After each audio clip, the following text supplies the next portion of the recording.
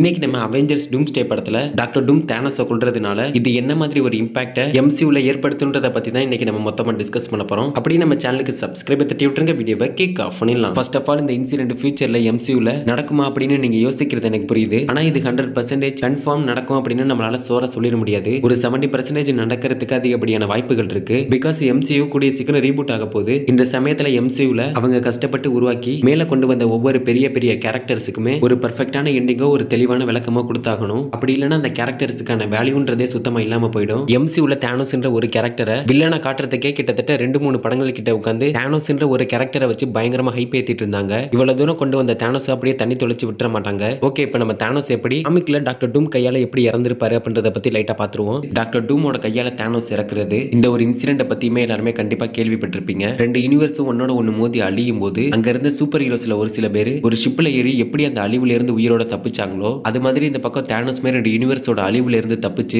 Doctor டூம் உருவாக்கின யூனிவர்ஸை கண்டுபிடிச்சு அங்க போறாரு. ஆனா தானோஸ்க்கு டாக்டர் டூம் தான் அந்த யூனிவர்ஸை உருவாக்கி அந்த யூனிவர்ஸ்ல இருக்க எல்லாருக்கும் டாக்டர் டூம் கடவுளா வாழ்ந்துட்டு இருக்காருன்றது தானோஸ்க்கு தெரியல. இது தெரியாம தானோஸ் அங்க இருக்க மக்களை பிடிச்சு இது எந்த இடம், இது எங்க இருக்கு அப்படின்னு விசாரிக்க பதிலுக்கு அவன் தானோஸ் கிட்ட இது மாதிரி இது டாக்டர் டூமால உருவாக்கப்பட்ட ஒரு உலகம், டாக்டர் டூம் தான் எங்களுக்கு கடவுள் அப்படின்னு சொல்ல பதிலுக்கு தானோஸ் அவன் கழுத்தை பிடிச்சு கடவுளா, நான் இருக்கும்போது யாரா உங்களுக்கு கடவுள், இங்க நான் மட்டும் தான் எல்லாருக்கும் கடவுளா இருக்க முடியும்னு சொல்லிட்டு அவன் கழுத்தை பிடிச்சு நெரிச்சு கொள்றாரு. தானோஸ் அங்க வந்திருக்கத தெரிஞ்சுக்கிட்ட டாக்டர் டூம் அடுத்த மறுநொடிய தானோஸ் முன்னாடி வந்து நிக்க தானோஸ் முன்னாடி டாக்டர் டூம் வந்ததும் தானோஸ் டாக்டர் டூமை பார்த்து அவர்கிட்ட வாயை விட்டு டாக்டர் டூமைய சண்டைக்கு கூப்பிடுறாரு. ஆனா பதிலுக்கு டாக்டர் டூம் தானோஸோட நெஞ்சில குத்தி அவரோட முதுகெலும்பு பிடிச்சி இழுக்கிறாரு. தானோஸ் அந்த இடத்துல அப்படியே இறந்து போயிடுறாரு. இந்த ஃபைட் இன்னுமே எனக்கு கொஞ்சம் லென்த்தா நடந்திருக்கும். நான் உங்ககிட்ட சிம்பிளா மேலோட்டமா சொல்லியிருக்கேன், அவ்வளவுதான். நீங்க இன்னும் இந்த சீக்ரெட் வார்ஸ் காமிக்க படிக்காம இருந்தீங்கன்னா அந்த காமிக் சீரிஸ் ஃபுல்லா எக்ஸ்பிளைன் பண்ணி நம்ம சேனல்ல ஆல்ரெடி வீடியோ அப்லோட் பண்ணிட்டோம். பார்க்காதவங்க மறக்காம செக் பண்ணி பாருங்க. பட் எனிவேஸ் காமிக்ல நடந்த மாதிரி டாக்டர் டூம் கையால தானோஸ் இறந்துட்ட மாதிரி படத்துல நடக்கிறதுக்கான வாய்ப்புகளும் இருக்கு. பிகாஸ் எம்சியூல தானோஸ்ன்ற ஒரு கேரக்டரை வச்சு எந்த அளவுக்கு பெர்ஃபெக்ட்டா ரைட் பண்ண முடியுமோ அதை விட சூப்பராவே தானோஸ் நம்ம கிட்ட காட்டியிருப்பாங்க. இனி எம்சியூல தானோஸை வச்சு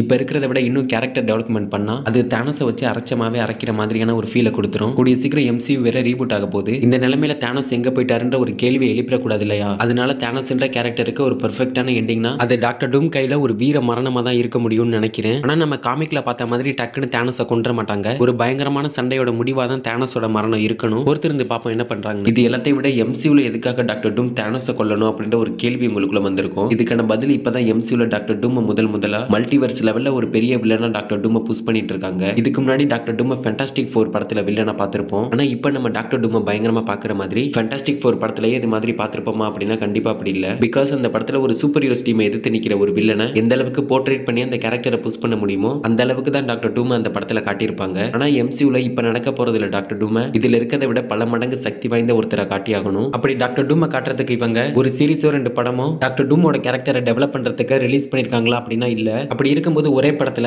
எம்சியோட ஒட்டுமொத்த மல்டிவர்ஸோட வில்லனா டாக்டர் டூமை காட்டுறதுன்றதே கொஞ்சம் டிஃபிகல்ட்டான விஷயம் தான். இதை பெர்ஃபெக்ட்டா அவங்க சொதப்பிடாம ஹேண்டில் பண்ணி ஆகணும். இது மட்டும் இல்லாம டாக்டர் டூமை ஒரு பயங்கரமான வில்லனா காட்டுறதுக்கு எம்சியூல இருக்கிற சக்தி வாய்ந்த சூப்பர் ஹீரோஸ் இல்லனா ஒரு சக்தி வாய்ந்த வில்லனை டாக்டர் டூம் ப்ரூட்டலா கொண்டாகணும். இது மாதிரி ஏதாவது நடந்தாதான் டாக்டர் டூமை ஒரு பயங்கரமான வில்லனா ஏத்துக்க முடியும். அப்படி இல்லனா வெறும் கேரக்டரோட பில்டப் மட்டும் ஏத்தி நம்மளால ஒண்ணும் பண்ண முடியாது. டாக்டர் டூம் யாரு எவ்வளவு சக்தி வாய்ந்தவர்னு உங்களுக்கு தெரியும், எனக்கு தெரியும். ஆனா ஜெனரல் ஆடியன்ஸுக்கு இதுக்கு முன்னாடி எம்சியூல இருக்க எல்லா சூப்பர் ஹீரோஸும் ஒன்னா ஒட்டு மொத்தமா எதிர்த்து நின்னதுன்னா அது தானோஸ் தான். இது உங்களுக்கும் தெரியும், எனக்கும் தெரியும். எண்ட் கேமை பார்த்த எல்லாருக்குமே இந்த ஒரு இன்சிடென்ட் எம்சியூல நடந்துச்சுன்றது தெரியும். இப்படி இருக்கும்போது டாக்டர் டூமா பல மடங்கு சக்தி வாய்ந்த வில்லனா காட்டி டூமோட கையால தானோஸை ப்ரூட்டலா கொல்ற மாதிரி காட்டினாதான் எம்சியூல இது வரைக்கும் தானோஸோட கேரக்டருக்கு இருந்த வேல்யூக்கு ஒரு பெர்ஃபெக்ட்டான எண்டிங்கா இருக்கும். இது மட்டும் இல்லாம டாக்டர் டூம் தானோஸை கொன்னுட்ட அப்புறம் இந்த செய்தி அவெஞ்சர்ஸ்க்கு தெரிய வந்ததும் ஒட்டுமொத்த சூப்பர் ஹீரோஸ்மே ஒன்னா சேர்ந்து தானோஸை எதிர்த்து நின்னு தானோஸை தோக்கடிக்க முடியல. இப்ப தானோஸையே ஒருத்தன் கொண்டுட்டு புதுசா ஒருத்தன் வந்திருக்கான், அவன் பேர் தான் டாக்டர் டூம் அப்படின்னு இந்த அவெஞ்சர்ஸ் வாயிலே சொல்ல வச்சாங்கன்னா இது ஒரு தரமான சம்பவமா இருக்கும். பாப்போம் என்ன பண்றாங்கன்னு. பட் எனிவேஸ் இந்த வீடியோ பத்தி நீங்க என்ன நினைக்கிறீங்கன்றத கமெண்ட்ல சொல்லிட்டு அப்படி நம்ம சேனலுக்கு சப்ஸ்கிரைப் தட்டி விட்டுருங்க. அடுத்த வீடியோல பார்க்கலாம்.